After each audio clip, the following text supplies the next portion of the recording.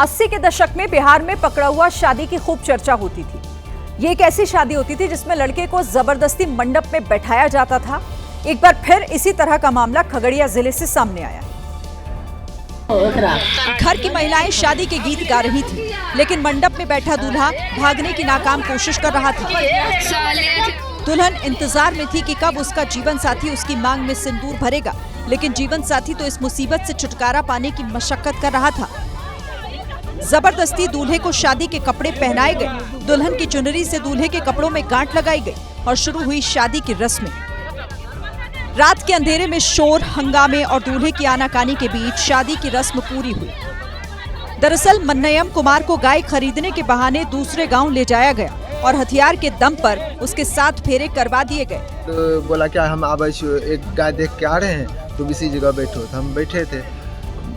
उसके बाद देखे 4-5 ठो लड़का था वहीं पे। एक ठो लड़का आया, बोला क्या कि अपना मोबाइल दीजिए। तो हम बोले क्या है? तो बोला क्या आपका चार्ज नहीं है, हम चार्ज में लगा देते हैं। हम बोले कि नहीं मेरा चार्ज है, आप रहने दीजिए। ज़बरदस्ती वो मेरा मोबाइल छीन लिया। जैसे छीना तो उधर से हम भागने लगे, तो उधर से देखे कमल राय जो मुझे गाय खरीदने के लिए लेके गया था, वो और एक तो चुहवा नाम का लड़का था, वो दोनों पिस्टल निकाल के मेरे कनपट्टी में सटा दिया। पीड़ित दूल्हे का दावा है कि उसके साथ मारपीट भी की गई। वहीं जब इस युवक के परिजनों को शादी के बारे में पता चला तो उन्होंने थाने में शिकायत दर्ज करवाई, लेकिन लड़की कह रही है कि शादी दोनों की रजामंदी से हुई। ये सब झूठा आरोप है, ऐसा कोई बात नहीं हुआ। लड़का अपने मर्जी से शादी किया है। वो हमको पहले से जानते पहचानते थे और वो आते जाते भी थे। इस शादी का एक दूसरा वीडियो भी सामने आया जिसमें दूल्हा चुपचाप बैठकर शादी की रस्में पूरी कर रहा है और दुल्हन का कहना है कि दूल्हे ने इस वजह से हंगामा किया क्योंकि उसके घर वाले उस पर दबाव बना रहे हैं। पंजाब के बरनाला में अमेरिका से कुछ दिन पहले लौटकर आए एक शख्स का अपहरण हो गया।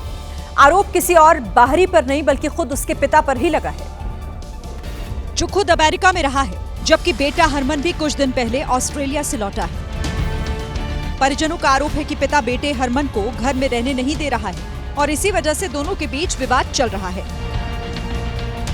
इस बीच एक सीसीटीवी फुटेज भी सामने आया जिसमें दिखा बेटा हरमन जैसे ही बाहर निकला, ठीक उसी वक्त एक गाड़ी तेज रफ्तार से सड़क से निकलती दिखाई दी। परिजनों का आरोप है कि इस गाड़ी से हरमन का किडनैप किया गया। उधर पुलिस का कहना है कि मामला किडनैपिंग का नहीं है। ਇਹਦੇ ਘਰਦਿਆਂ ਦੇ ਇਲਜ਼ਾਮ ਨੇ ਕਿ ਵੀ ਸਾਡੇ ਮੁੰਡੇ ਨੂੰ ਕਿਡਨੈਪ ਕੀਤਾ ਤੇ ਅਸੀਂ ਮੈਟਰ ਵੈਰੀਫਾਈ ਕਰ ਰਹੇ ਹਾਂ ਵੀ ਇਹੋ ਜਿਹੀ ਕਿਡਨੈਪਿੰਗ ਵਾਲੀ ਕੋਈ ਗੱਲ ਹਜੇ ਫਿਲਹਾਲ ਸਾਹਮਣੇ ਨਹੀਂ ਆਈ ਤੇ ਉਹ ਆਪਣੀ ਮਰਜ਼ੀ ਨਾਲ ਗੱਡੀ 'ਚ ਬੈਠ ਕੇ ਗਿਆ। फिलहाल पुलिस हर एंगल से मामले की जांच कर रही है।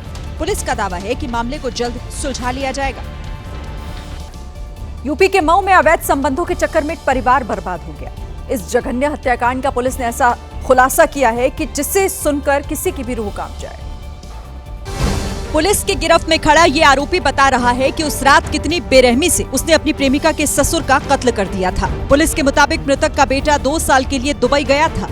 इसी दौरान उसकी बहू के घर में आए किसी रिश्तेदार से अवैध संबंध हो गए और ये बात पूरे गांव में फैल गई, जिससे मृतक सुबच्चन काफी नाराज हो गए और उन्होंने अपनी बहू को जमकर फटकार लगाई। इस बात से नाराज होकर बहू ने अपने प्रेमी और 3 लोगों के साथ सुबच्चन को खत्म करने की साजिश रची।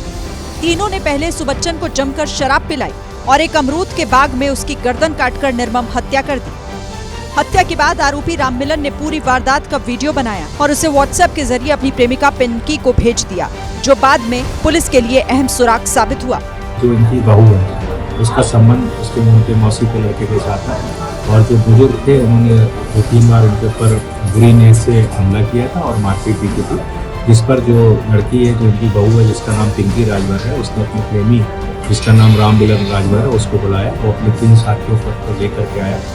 फिलहाल पुलिस ने सभी आरोपियों को गिरफ्तार कर जेल भेज दिया है। पुलिस ने कत्ल में इस्तेमाल चाकू भी बरामद कर लिया। पुणे से मुंबई जाने के लिए अमूमन 3 घंटे का समय लगता है, लेकिन बुधवार को जो भी अपनी कार से सफर के लिए निकला वो कई घंटों जाम में फंसा रह गया। इसकी वजह बना ये भीषण जाम। करीब 24 घंटे तक लोग इसी तरह जाम में फंसे रहे। पहाड़ों के बीच बने इस एक्सप्रेस वे पर गाड़ियां फंसी नजर आई, जो जहां था वो वहीं खड़ा रहा। वाहनों की ये कतार करीब 35 किलोमीटर तक इसी तरह लगी हुई थी। दरअसल खंडाला घाट के आडोशी सुरंग के पास गैस से भरा टैंकर पलट गया था। जिसके चलते पूरी व्यवस्था चरमरा गई। टैंकर से रिसाव के कारण मुंबई की ओर जाने वाली लेन पूरी तरह बंद कर दी गई, जिससे हजारों वाहन चालक जाम में फंस गए। कई यात्रियों की फ्लाइट तक मिस हो गई। इसे लेकर आदित्य ठाकरे ने सोशल मीडिया पर लिखा, बहुत ही अजीब बात है कि सरकार मुंबई पुणे एक्सप्रेसवे पर 20 घंटे से ज्यादा समय से फंसे लोगों की मदद नहीं कर पा रही। बिहार के नवादा में अवैध संबंधों में हुए कत्ल की कहानी ने सब कुछ झकझोर कर रख दिया। एक युवक जिसकी 2 साल पहले ही शादी हुई थी, अब उसकी लाश मिली है। राहुल और प्रियंका की शादी 22 फरवरी 2023 को हुई थी। यही वो दिन था जब 2 दिल एक हुए थे और मोहब्बत अपने असली मुकाम तक पहुंची थी। पूरे रीति रिवाजों के साथ राहुल प्रियंका 7 जन्मों के बंधन में बंधे। लोग खुश थे, बधाई के गीत गाए जा रहे थे। 2 साल तक सब ठीक रहा, लेकिन उसके बाद एक रोज राहुल को पता लगा कि उसकी पत्नी प्रियंका के उसके ही जीजा के साथ अवैध संबंध है। इस पर दोनों में विवाद बढ़ने लगा। आए दिन घर में झगड़े होते रहे और एक दिन मौका पाकर प्रियंका अपने जीजा के साथ फरार हो गई। राहुल ने पत्नी को ससुराल से वापस लाने की कोशिश की। वो उसे लेने भी गया, लेकिन फिर कभी घर लौटकर नहीं आया। कुछ दिन बाद प्रियंका ने फोन पर बताया कि राहुल की तबीयत बिगड़ गई है और महज 2 मिनट बाद दूसरा कॉल आया कि राहुल की मौत हो चुकी है। शव पर कोई बाहरी चोट के निशान तो नहीं मिले, लेकिन पुलिस अब पोस्टमार्टम रिपोर्ट का इंतजार कर रही है। प्रथम दृष्टया यह प्रतीत हो रहा है कि मृत्यु जो है संदेहास्पद है और अभी हम लोग बॉडी को पोस्टमार्टम के लिए भेज चुके हैं और जो उसके परिजन हैं उनके द्वारा जो है एप्लीकेशन दे दिया गया है और इस संबंध में हम लोगों ने प्राथमिकी दर्ज किया है और हम लोगों के द्वारा जो है 2 व्यक्तियों को डिटेन किया गया है और उन लोगों से पूछताछ की जा रही है। पुलिस को मिली शिकायत के मुताबिक अब आरोपी जीजा और साली से पूछताछ की जा रही है। वहीं पुलिस पोस्टमार्टम रिपोर्ट का भी इंतजार कर रही है। सोशल मीडिया पर वायरल एक वीडियो से यूपी पुलिस की कार्यशैली पर सवाल उठ खड़े हुए हैं। मामला लखनऊ के गौतमपल्ली थाना क्षेत्र का है। यहां पुलिस बारिश से बचने के लिए रुके हुए लोगों की बाइक का चालान काटती नजर आई। वायरल वीडियो में नजर आया कि बारिश से बचने के लिए तमाम बाइक सवार फुट ओवरब्रिज के नीचे खड़े थे। तभी वहां पुलिस की 2 गाड़ियां पहुंची और एक पुलिसकर्मी आगे बढ़कर बाइक की नंबर प्लेट का फोटो खींचने लगा, जिसे देखकर बारिश से बचने के लिए खड़े तमाम लोग अपनी अपनी बाइक लेकर भागते नजर आए। वहीं चालान काटने का वीडियो सामने आया तो पुलिस की कार्यशैली को लेकर तमाम सवाल उठ खड़े हुए। दिल्ली से सटे ग्रेटर नोएडा की एक सोसाइटी में पालतू कुत्ते को लेकर जमकर हंगामा हुआ। सोसाइटी के लोगों ने महिला का विरोध किया तो वो गुस्से से लाउल हो गई। वो गाली गलौज पर उतर आई और पूरी सोसाइटी में हल्ला काट दिया। मारेगा, मारेगा, मारेगा मेरे कुत्ते को। सोसाइटी के सुरक्षाकर्मी ने महिला को शांत कराने की कोशिश की, लेकिन महिला नहीं रुकी। मेरे कुत्ते को मार के बताएगा तू? तेरा कुत्ता नहीं मारेगा। कुत्ते को हाथ में लेकर महिला काफी देर तक सोसाइटी के लोगों से झगड़ा करती रही।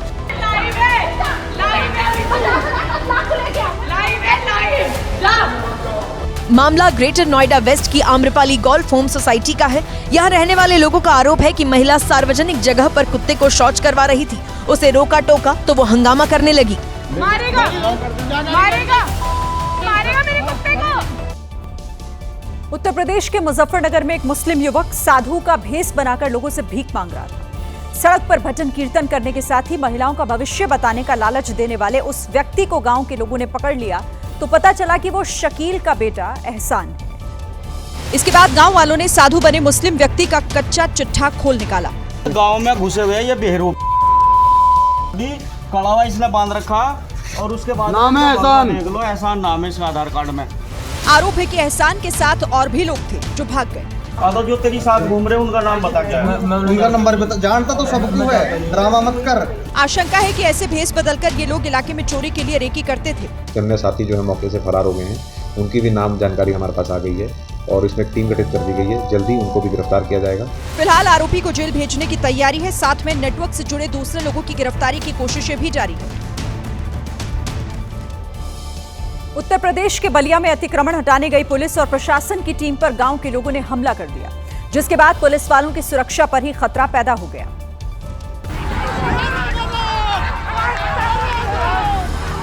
गांव के लोग बुलडोजर के साथ आई पुलिस के पीछे दौड़ पड़े।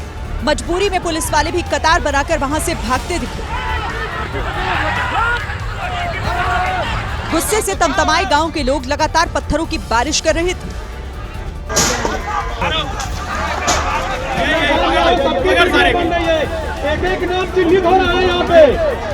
भीड़ को कंट्रोल करने के लिए आंसू गैस के गोले छोड़े गए।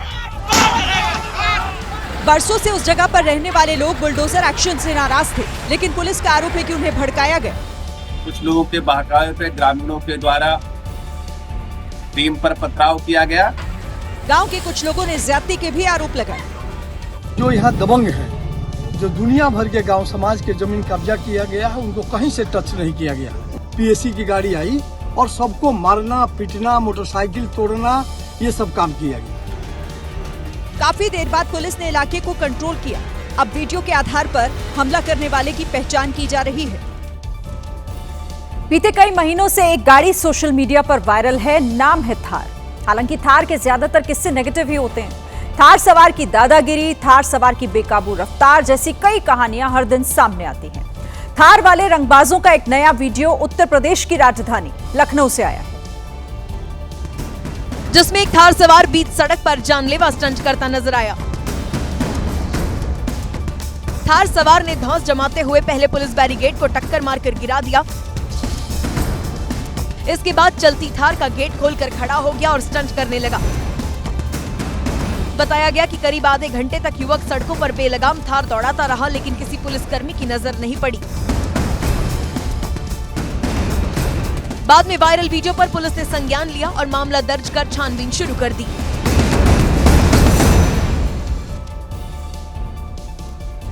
राहुल गांधी के गद्दार वाले बयान पर सियासी घमासान शुरू हो गया है। राहुल गांधी ने केंद्रीय मंत्री और बीजेपी के नेता रवनीत बिट्टू के लिए ये शब्द इस्तेमाल किया था। हुआ ये कि विपक्ष के निलंबित सांसद मकर द्वार पर प्रदर्शन कर रहे थे। इस प्रदर्शन में राहुल गांधी भी शामिल थे और जैसे ही सामने से रवनीत बिट्टू आते हुए दिखाई दिए तो राहुल ने उन्हें गद्दार कह दिया।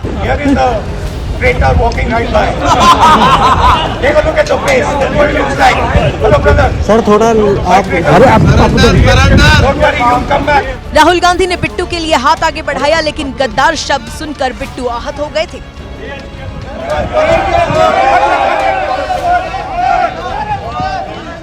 दरअसल कमेंटबाजी की शुरुआत रवनीत बिट्टू की तरफ से हुई थी। बिट्टू जब आ रहे थे तो उन्होंने धरना दे रहे विपक्षी सांसदों पर तंज कसा था। रवनीत बिट्टू के इस तंज पर राहुल गांधी ने पलटवार किया।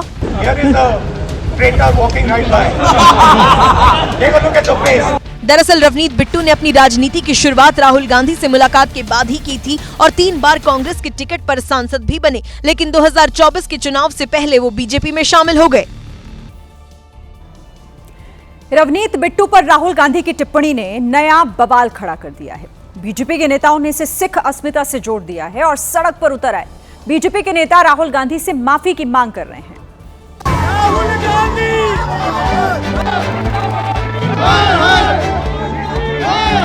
दिल्ली में बीजेपी कार्यकर्ता नारेबाजी करते हुए कांग्रेस के दफ्तर तक पहुंच गए। प्रदर्शनकारियों ने बैरिकेडिंग तक तोड़ डाली, जिसके बाद पुलिस ने उन्हें हिरासत में ले लिया। ये प्रदर्शन दिल्ली बीजेपी अध्यक्ष वीरेंद्र सचदेवा के नेतृत्व में हुआ था, जिसमें बीजेपी के विधायक और सिख समाज के लोग भी शामिल हुए। रवनीत बिट्टू भी इस विवाद को सियासी तौर पर भुनाने की कोशिश कर रहे हैं। बाकी कितने एमपी निकल रहे थे उनके सामने से, और किसी को क्यों नहीं कहा? एक सिख को, एक पगड़ी वाले को क्यों कहा उन्होंने? इधर कांग्रेस भी खुलकर मैदान में आ गई। सुप्रिया श्रीनेत ने सोशल मीडिया पर लिखा, बिट्टू की गद्दारी की सजा पंजाब की समझदार जनता ने 2024 के चुनाव में हराकर दे दी थी।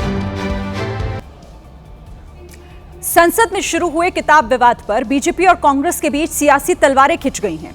सोमवार को राहुल ने पूर्व सेनाध्यक्ष मनोज मुकुंद नरवणे की किताब दिखाकर केंद्र सरकार पर गंभीर आरोप लगाए थे। ठीक उसी तरह आज बीजेपी सांसद निशिकांत दुबे भी कई किताबें लेकर संसद भवन में पहुंचे। बीजेपी सांसद निशिकांत दुबे ने सोनिया इंदिरा गांधी से संबंधित 3 से 4 किताबों का जिक्र किया, जिस पर संसद में जमकर हंगामा हुआ। तो उस किताब के बारे में, उन किताबों के बारे में बताना चाहता हूं जो नेहरू परिवार, कांग्रेस परिवार के गद्दारी, मक्कारी, भ्रष्टाचार और अय्यासी से भरा पड़ा है, और वो सब छपी हुई किताब है सर। तो अब ये महाराज उठे हैं और ये 6 किताबें सामने दिखा रहे हैं, उनमें से कोट कर रहे हैं, आप कुछ नहीं कह रहे हैं, इनका माइक चला जा रहा है। और किस लिए कराया गया? ये सरकार स्पष्ट दिखाना चाहती है कि इस संसद में सिर्फ उनकी चलती है।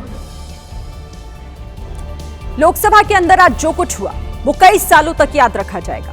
पहले बीजेपी सांसद निशिकांत दुबे ने नेहरू से लेकर इंदिरा गांधी तक पर टिप्पणी की और उसके बाद गुस्साए विपक्षी सांसद विरोध करते हुए प्रधानमंत्री नरेंद्र मोदी की सीट तक जा पहुंचे। जो वीडियो सामने आया उसमें विपक्ष की महिला सांसदों का एक समूह पीएम मोदी की कुर्सी के पास नजर आया और ये सब तब हुआ जब संसद की कार्यवाही हंगामे के बीच ही चल रही थी। वीडियो शाम 5 बजे का है जब लोकसभा में पीएम मोदी को भाषण देना था और हंगामा इस कदर बढ़ गया था कि संसद की कार्यवाही अगले ही कुछ सेकंड में पूरे दिन के लिए स्थगित हो गई। अब बीजेपी के कुछ सांसद आरोप लगा रहे हैं कि विपक्ष की महिला सांसदों ने सोची समझी साजिश के तहत पीएम मोदी की कुर्सी का घेराव किया। आप पहली बार देखे होंगे कि बेल से ऊपर आके सत्ता पक्ष की तरफ और प्री प्लान्ड महिलाओं को आगे रख के विपक्ष ने ये कुकृत्य किया और वो पूरी तरह से था लड़ाई मार झगड़े की। इस घटना को लेकर कांग्रेस की तरफ से सुप्रिया श्रीनेत ने सोशल मीडिया पर पोस्ट किया और बताया कि महिला सांसद पीएम मोदी की सीट तक इस वजह से पहुंची थी क्योंकि वो निशिकांत दुबे के बयान से आहत थी और प्रधानमंत्री मोदी का रास्ते में इंतजार कर रही थी। सुप्रिया श्रीनेत ने कहा कि जब पीएम मोदी को इन महिला सांसदों के गुस्से के बारे में पता चला तो वो सदन में नहीं आए। प्रियंका गांधी ने भी कहा कि पीएम मोदी संसद में आने से डर गए थे। आने से डर गए सदन में, और उनके रेल मंत्री और निशिकांत जी तो बुलेट ट्रेन की तरह भागे। लड़कियों को निशिकांत जी कई तरह का आरोप भी लगा। एसआईआर पर आज सुप्रीम कोर्ट में अहम सुनवाई हुई। इस दौरान पश्चिम बंगाल की मुख्यमंत्री ममता बनर्जी न केवल कोर्ट में मौजूद रही बल्कि अपनी दलीलें भी उन्होंने सामने रखी।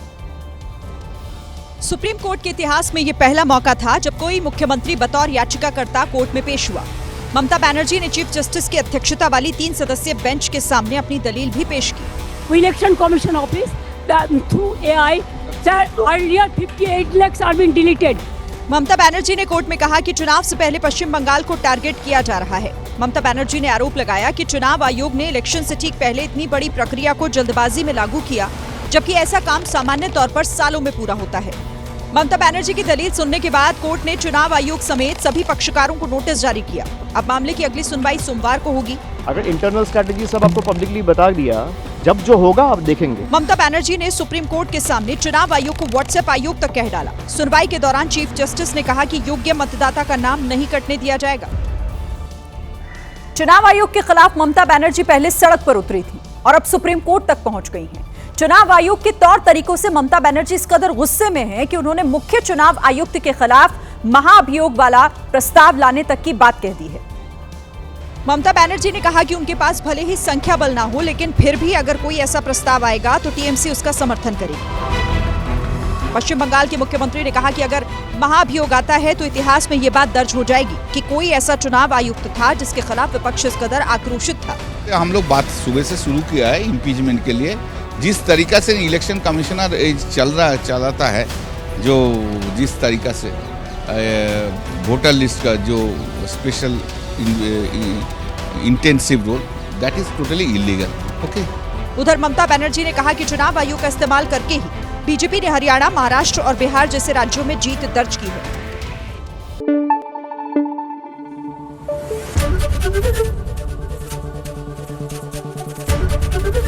एबीपी न्यूज आपको रखे आगे।